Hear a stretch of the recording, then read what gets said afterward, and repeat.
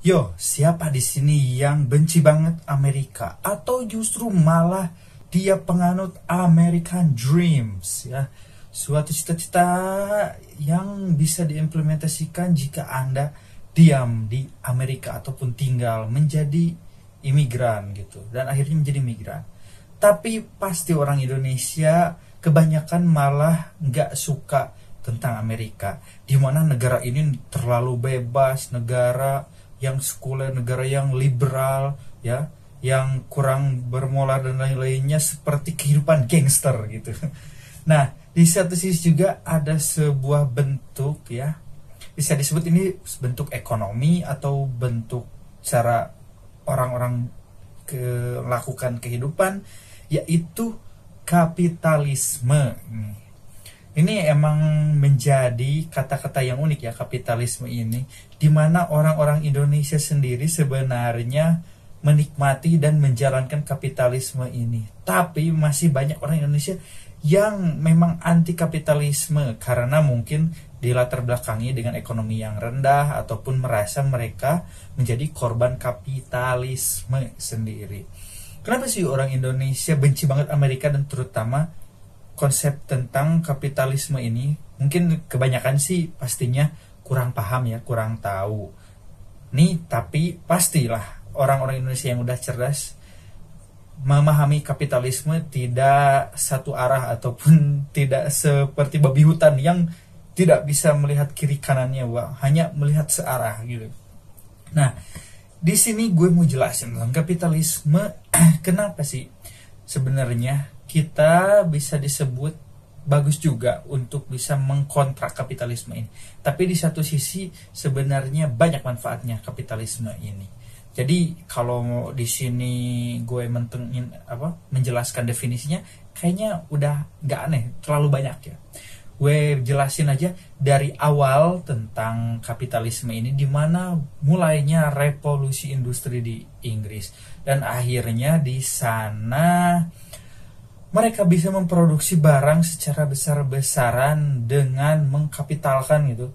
Akhirnya mengumpulkan ya pekerja-pekerja, pemodal-pemodal, dan akhirnya membuat industri yang besar-besaran karena penemuan mesin uap. Nah, jadinya cuma tenaga orang gitu untuk bisa memproduksi suatu barang ataupun suatu produk itu. Akhirnya karena mesin uap ini akhirnya pabrik-pabrik menggunakan mesin. Nah, dan akhirnya nih produksi ini terkumpul di suatu tempat, di suatu pabrik yang besar dan menjadikan produksi lebih besar. Ini tentu aja memberikan dampak yang bagus ya di dalam ekonomi ini, terutama di Inggris dan Eropa. Tapi di sisi lain ya mengorbankan masyarakat di kelas bawah yang tidak memiliki modal untuk bisa melakukan mengkapitalkan tadi, jadi bisa memproduksi barang dengan modal yang besar gitu, dengan membeli mesin, dan akhirnya mereka bisa memproduksi barang yang bisa disimpulkan bahwa orang-orang kecil ini malah dieksploitasi. Ini mungkin perspektif kebanyakan orang Indonesia yang sekarang ya, yang merasa miskin dan belum mampu dan akhirnya menyalahkan kapitalisme sebagai bisa disebut inilah contohnya. Kalau kalian kerja gitu dan terus gaji kalian itu kecil, tidak sesuai dengan pekerjaan kalian, nah pasti kalian menganggap bahwa wah ini mah kapitalisme banget gitu perusahaannya. Nah pasti gitu istilahnya. Ataupun mungkin buruh-buruh pabrik gitu dan lain-lainnya itu pasti menganggap bahwa perusahaan mereka itu kapitalis banget sih, kenapa tidak mensejahterakan masyarakat. Ini kalau di politisi yang ada di TV1 ataupun di acara lain itu biasanya menyebut kapitalis ini kaum borjuis gitu, melawan harus dilawan oleh kaum proletar gitu kan. Istilah-istilahnya tuh agak gimana gitu, agak keren, tapi di satu sisi gue gak paham gitu, asing banget karena emang gak terlalu sering mendengar hal ini, mungkin jarang baca buku ya.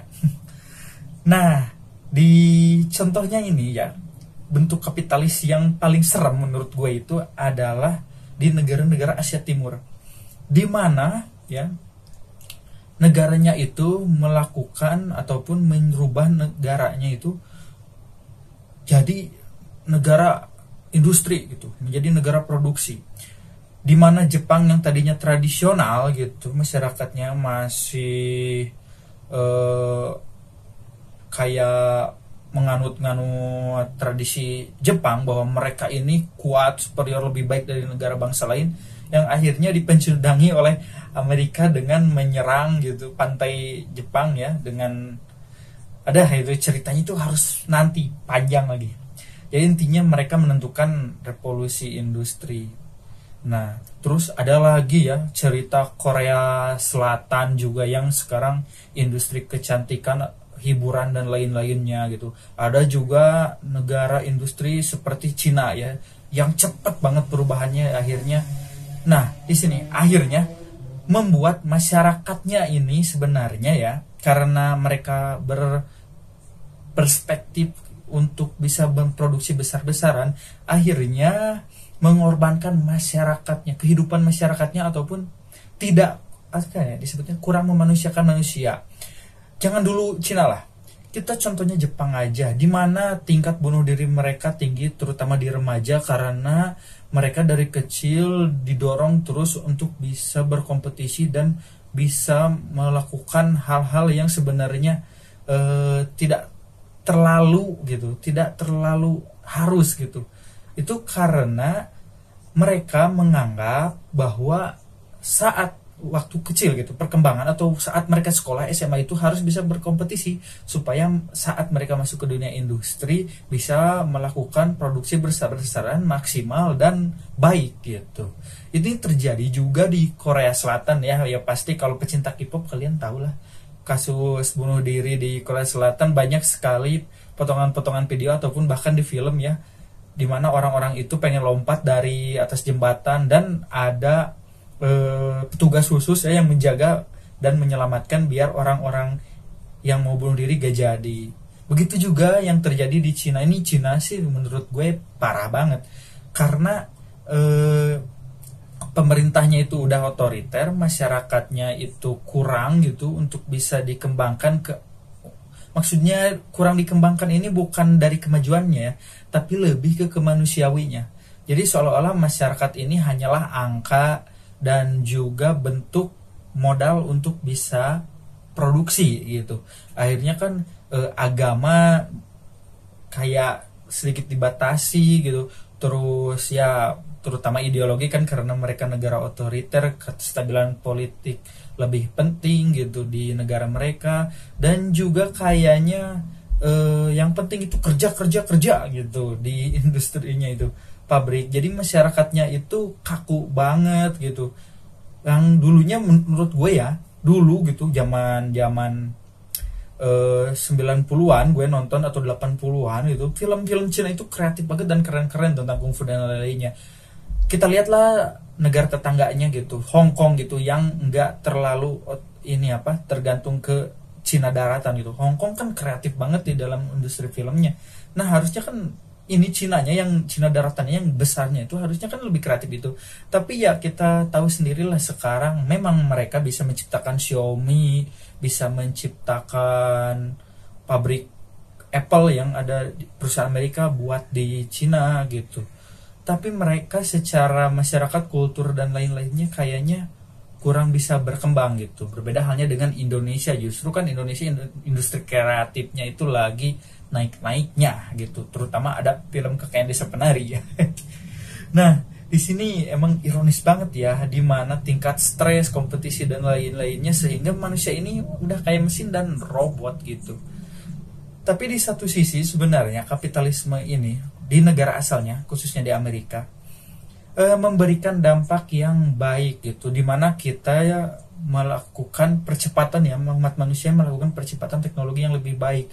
Pasca Perang Dunia Kedua, warisan-warisan dari Perang Dunia Kedua, dari mulai radio, ponsel dan jaringan gitu, terutama internet, komputer terutama ya, akhirnya bisa diadaptasi dan diakomodasi oleh kapitalisme yang ada di Amerika ini, sehingga gitu bahkan Elon Musk itu merencanakan bahwa manusia akan bisa hidup di Mars beberapa tahun ke depan gitu, karena bumi udah overload gitu. Ini sebenarnya ya, di satu sisi emang bagus gitu, kita bisa menikmati teknologi HP yang murah sekarang. Bahkan smartphone itu dulu kan yang disebut smartphone itu kayak Nokia daun gitu, Nokia N-Gag dan lain-lainnya, itu harganya itu mahal banget. Tapi kalau sekarang kayaknya dengan gaji 1 bulan 2 bulan kita bekerja udah bisa beli HP smartphone ya, yang kelas menengah gitu. Nah, di sini emang ya kerasa banget manfaatnya. Tapi di satu sisi dengan kapitalisme ini sebenarnya ada juga hal yang penting diperhatikan, bahwa produksi itu akhirnya terpusat di suatu tempat, dan juga akhirnya tempat itu ya memberikan dampak yang kurang baik. Contohnya limbah industri.